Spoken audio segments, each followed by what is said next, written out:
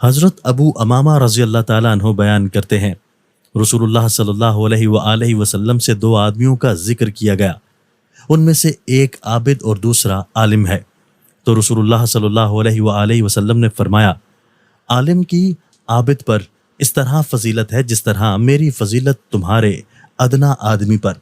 پھر رسول اللہ صلی اللہ علیہ وآلہ وسلم نے فرمایا، بے شک اللہ، اس کے فرشتے، زمین و آسمان کی مخلوق، حتیٰ کہ چونٹی اپنے بل میں اور مچھلیاں لوگوں کو خیر و بھلائی کی تعلیم دینے والے کے لیے دعائیں کرتی ہیں۔ حضرت عبداللہ بن مسعود رضی اللہ تعالیٰ عنہ نے فرمایا، لوگوں، جس شخص کو کسی چیز کا علم ہو تو وہ اس کے متعلق بات کرے، اور جسے علم نہ ہو تو وہ کہے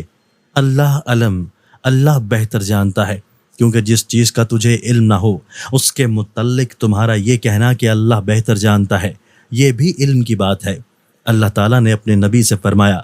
کہہ دیجئے میں اس پر تم سے کوئی اجر نہیں مانگتا اور میں تکلف کرنے والوں میں سے بھی نہیں ہوں۔ حضرت ابو ہریرہ رضی اللہ تعالیٰ عنہ بیان کرتے ہیں، رسول اللہ صلی اللہ علیہ وآلہ وسلم نے فرمایا، 7 خوش نصیب ایسے ہیں جنہیں اللہ اپنا سایہ نصیب فرمائے گا،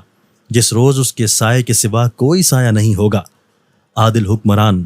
وہ نوجوان جو اللہ کی عبادت میں پروان چڑھا، وہ آدمی جس کا دل مسجد کے ساتھ معلق ہے، جب مسجد سے نکلتا ہے تو وہ مسجد سے لا تعلق نہیں رہتا حتیٰ کہ وہ وہاں لوٹ جاتا ہے۔ وہ 2 آدمی جو اللہ کی رضا کی خاطر باہم محبت کرتے ہیں، اسی بنیاد پر اکٹھے ہوتے ہیں، اور اگر جدا ہوتے ہیں تو بھی اس محبت پر قائم رہتے ہیں۔ وہ آدمی جس نے تنہائی میں اللہ کو یاد کیا